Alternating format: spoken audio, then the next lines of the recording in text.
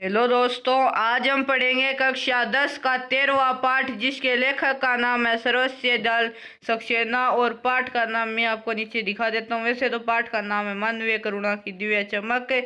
और सबसे पहले हम क्या पढ़ेंगे? सबसे पहले हम पढ़ लेते हैं इनका सर्वस्य दयाल सक्सेना का जीवन परिचय, फिर हम पाठ पढ़ेंगे। तो सबसे पहले हम इनका जीवन परिचय देख लेते हैं। सर्वस्य दयाल सक्सेना का जन्म सन 1927 में जिला बस्ती, उत्तर प्रदेश में हुआ। उनकी उच्च शिक्षा इलाहाबाद विश्वविद्यालय से हुई। वे अध्यापक, आकाशवाणी से सहायक प्रोड्यूसर, दिनमान से में उप संपादक और प्राग के संपादक रहे। सन 1983 में उनका आकस्मिक निधन हो गया। तो सबसे पहले तो आप क्या कीजिए, मैं आपको जैसे जीवन परिचय इनका बता देता हूँ, तो आप कमेंट सेक्शन में जाइए और वहाँ पर आपको इनका जीवन परिचय लिखकर और हमें कमेंट कर देना है। तो मैं फिर पढ़कर देखूंगा कि किन किसका उत्तर सही आया है, और इसका आपको मिलेंगे 10 नंबर। तो 10 में से देखते हैं आपके कितने आएंगे। तो सर्वस्व बहुमुखी प्रतिभा के साहित्यकार थे। वे कवि, कहानीकार, उपन्यासकार, निबंधकार और नाटककार थे। सर्वस्व की प्रमुख कृतियां कौन सी है? काठ की घंटियां, कुनाओ नदी, जंगल का दर्द, खूंटियों पर टंगे लोग, कविता संग्रह ये। और उपन्यास है पागल कुत्तों का मसीहा, सोया हुआ जल। और लड़ाई लड़ाई भी इनके कहानी संग्रह है। बकरी ये इनका नाटक है। भौं भौं खो खो, बतूता का जूता, लाख की नाक ये इनके बाल साहित्य है। चरखे और चर्चे और चरखे उनके लेखों का संग्रह है। खूंटियों पर टंगे लोग, उन्हें साहित्य अकादमी पुरस्कार मिला था। पर उन्हें क्या मिला था? साहित्य अकादमी पुरस्कार। सर्वस्व की पहचान मध्यम वर्गीय आकांक्षा लेखक के रूप में की गई है। और इसमें तो इतना ज़्यादा इम्पोर्टेंट नहीं लग रहा। अगर आपको थोड़ा इम्पोर्टेंट लग रहा हो तो आप इसमें पढ़ सकते हैं। मैं आपको एक बार दिखा देता हूँ। अब हम आगे चलते हैं। तो सबसे पहले हमारे पाठ का नाम है मानवीय करुणा की दिव्य चमक। तो सबसे पहले हम पाठ शुरू कर लेते हैं। अगर आपने अभी तक कमेंट सेक्शन में वो नहीं लिखा तो आप वीडियो को पॉज करके वो कमेंट सेक्शन में लिखकर आप हमें भेज सकते हैं। आपको यह बिना देखे लिखना है। फादर को जहरबाद से नहीं मरना चाहिए था, जिसकी रंगों में दूसरों के लिए मिठास भरे अमृत के अतिरिक्त और कुछ नहीं था। उसके लिए इस जहर को का विधान क्यों हो? यह सवाल किस ईश्वर से पूछे? प्रभु की आस्था ही जिसका अस्तित्व था, वह देह है कि इस यातना की परीक्षा उम्र की आखिरी दिहाड़ी पर क्यों दे? एक लंबी पादरी के सफेद चोंगे पर से ढकी आकृति सामने है। गोरा रंग, सफेद झाई मूर्ति, भूरी दाढ़ी, नीली आंखें, बाहें खोल गले लगाने का आतुर इनकी ममता, इतना अपनत्व इस साधु ने में अपने हर एक परिजन के लिए उमड़ता रहा था। क्या कि मैं अपने प्रियजनों से मिलूं? मैं 35 साल से इसका साक्षी था। तब भी जब वह इलाहाबाद में थे, और तब भी जब वह दिल्ली आते थे। उन आज उन बाहों का दबाव मैंने अपनी छाती पर महसूस किया। फादर को याद करना एक उदास शांत संगीत को सुनने जैसा है। उनको देखना करुणा के निर्मल जल से स्नान करने जैसा था, और उनसे बात करना कर्म के संकल्प से भरना था। मुझे परिमल के वो दिन याद आते हैं जब हम एक साहित्य पारिवारिक रिश्ते में बंधे जैसे थे, जिसके बड़े फादर बुलके थे। हमारी हंसी मजाक में वह निर्लिप्त शामिल रहते, हमारी गोष्ठियों में वह गंभीर बहस करते, हमारी रचनाओं का पर बेबाक राय और सुझाव देते, और हमारे घरों के किसी उत्सव और संस्कार में वह बड़े भाई से पुरोहित जैसे खड़े हो हमें अपने आशीषों से भर देते। मुझे अपना बच्चा और फादर का अब उसके मुख में पहली बार अन्न डालना याद आता है और नीली आंखों की चमक पर तैरता वात्सल्य भी जैसे किसी ऊंचाई पर देवदारू की छाया में खड़े हों। कहाँ से शुरू करें? इलाहाबाद की सड़कों पर फादर की साइकिल चलती दिख रही है। वह हमारे पास आकर रुकती है, मुस्कुराते हुए उतरते हैं। देखिए मैंने उसे पढ़ लिया है और मैं कहना चाहता हूँ उनको क्रोध में भी कभी नहीं देखा, आवेश में देखा है और ममता तथा प्यार लबालब झलकता महसूस किया है। अक्सर उन्हें देखकर लगता कि बेल्जियम में इंजीनियरिंग के अंतिम वर्ष पर पहुंचकर उनके मन में सन्यासी बनने की इच्छा कैसे जाग गई, जबकि घर भरा पूरा था। 2 भाई, 1 बहन और माता पिता सभी थे। अब मैंने आपको इतने में बताया कि उनके माता पिता थे, उन्होंने क्या डिग्री प्राप्त की, वो भी आप कमेंट सेक्शन में जाकर लिखिए ताकि आपको यह पाठ एकदम अच्छी तरह से याद हो जाए और यह पाठ आपको एकदम पूरी अच्छी तरह से याद हो। इसके लिए हम प्रश्न उत्तर का वीडियो और एक आपका टेस्ट लेंगे। तो अब हम पहले आगे पढ़ लेते हैं। आपको अपने देश की याद आती है क्या? मेरा देश तो अब भारत है, वो कहते हैं। यानी लेखक पूछता है आपको अपने देश की याद आती है क्या? फिर वो बोलते हैं फादर बुल्के, मेरा देश तो अब भारत है। मैं जन्मभूमि की पूछ रहा हूँ, यानी किसकी? कौन कहता है? ये लेखक कहता है मैं जन्मभूमि की पूछ रहा हूँ। हाँ आती है, बहुत सुंदर है मेरी जन्मभूमि। रेम्स चैपल, यानी फादर बुल्के की जन्मभूमि कौन सी है वो भी आप कमेंट सेक्शन में जाकर लिखिए। मैं देखता हूँ किस किस की सही होती है। और घर में किसी की याद क्या? माँ की याद आती है, बहुत याद आती है। फिर अक्सर माँ की स्मृति में डूब जाते देखा है। उनकी माँ की चिट्ठियाँ अक्सर उनके पास आती थी। आप अपने अभिन्न मित्र डॉक्टर रघुवंश को वह उन चिट्ठियों को दिखाते थे। पिता और भाइयों के लिए बहुत लगाव मन में नहीं था। पिता वैसाई थे और एक भाई वही पादरी हो गया। एक भाई काम करता है, उसका परिवार है। बहन सख्त और जिद्दी थी। बहुत देर से उसने शादी की। फादर को एकाध बार उसकी शादी की चिंता व्यक्त करते उन दिनों देखा। भारत में बस जाने के बाद 2 या 3 बार अपने परिवार से मिलने भारत बेल्जियम गए थे। यानी आपको क्या लिखना है, फिर से आपको कमेंट सेक्शन में जाना और लिखना है। वीडियो को पॉज कर लीजिए, फिर लिख देना कि उनके पिता का क्या नाम था, उनके कितने भाई बहन थे और वो क्या क्या कार्य करते थे। वह यह सब आपको भी कमेंट में सेक्शन में जाकर लिखना है। मैं तो सन्यासी हूँ, यानी ये आप जो फोटो देख रहे हैं साइड में, यह किसकी है? फादर बुल्के की फोटो है। लेकिन मैं तो सन्यासी हूँ, आप सब छोड़कर क्यों चले आए?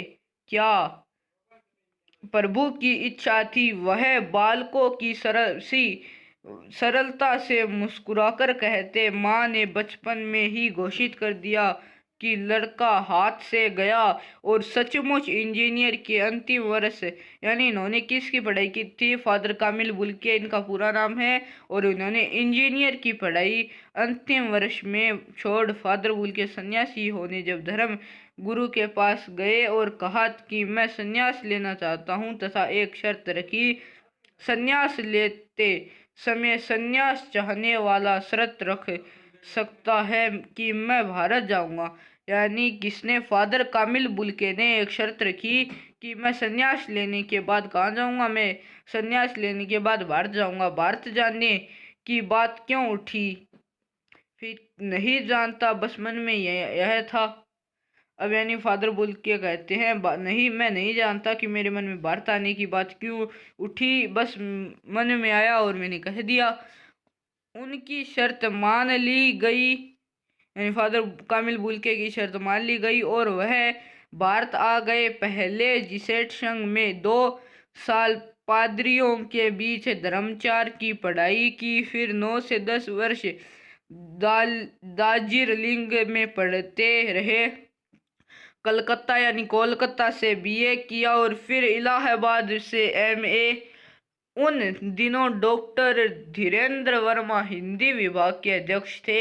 शोध प्रबंध प्रयाग विश्वविद्यालय में उनके हिंदी विभाग में रहकर 1950 में पूरा किया। रामकथा उत्पत्ति और विकास प्रमिल में उसके अध्याय पढ़े गए थे।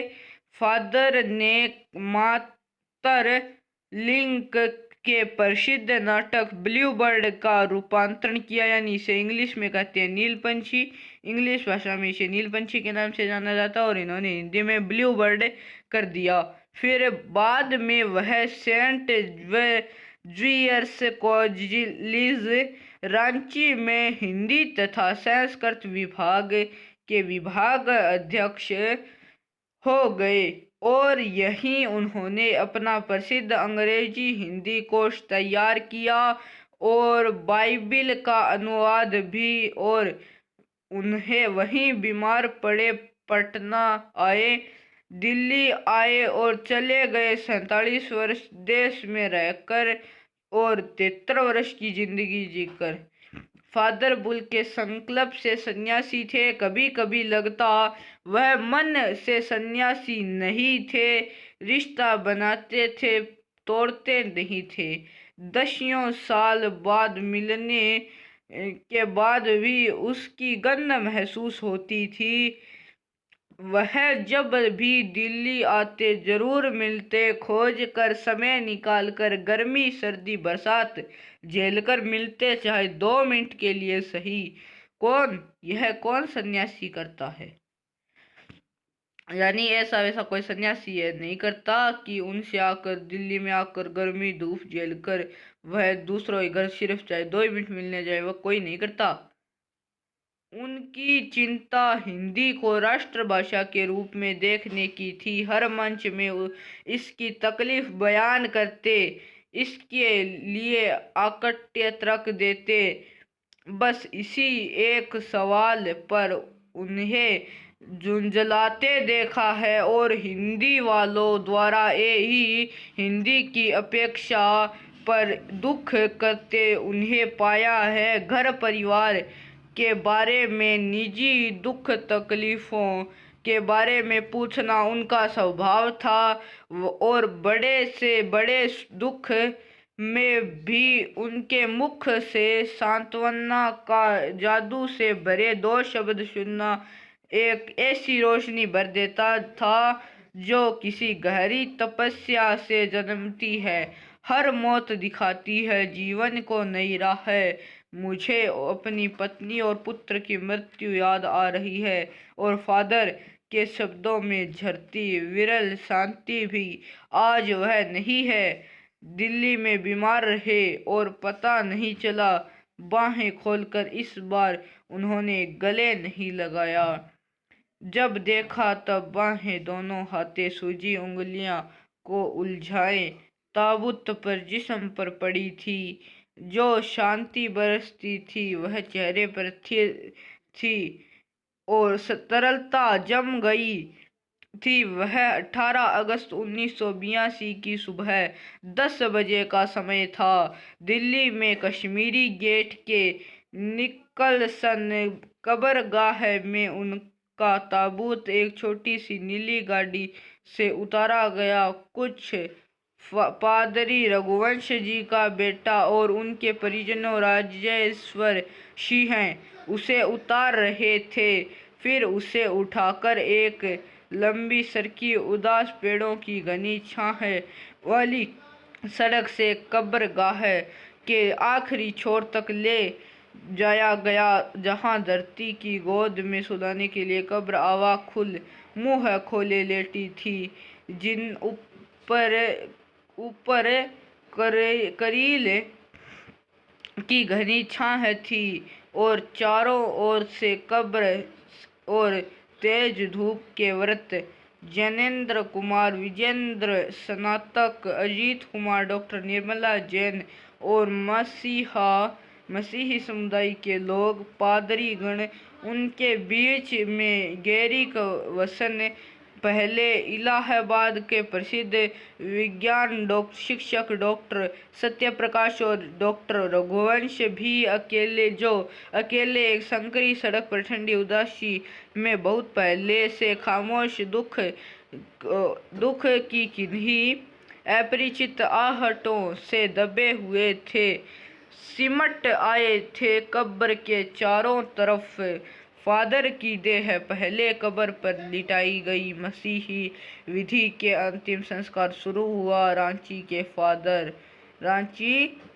फादर पास्कल त्योना के द्वारा उन्होंने हिंदी की मसीही विधि से प्रार्थना की। फिर सेंट जेवियर्स के रेक्टर फादर पास्कल ने उनके जीवन और कर्म पर श्रद्धांजलि अर्पित करते हुए कहा था, फादर भूल के धरती में जा रहे हैं, इस धरती में ऐसे रतन और पैदा हों। डॉक्टर सत्यप्रकाश ने भी अपनी श्रद्धांजलि में उनके अनुकरणीय जीवन को नमन किया। फिर देह कब्र में उतार दी गई।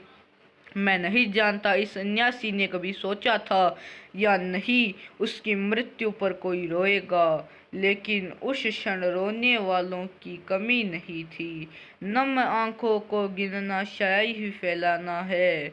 इस तरह हमारे बीच से वह चला गया और हमें से अधिक छायादार, फल फूल गंध से भरा और सबसे अलग, सबका होकर सबसे ऊंचाई पर मानवीय करुणा की दिव्य चमक में लहलहाता खड़ा था, जिसकी स्मृति हम सबके मन में जो उनके निकट थी, किसी यज्ञ की पवित्र आग की आंच की तरह आजीवन बनी रहेगी।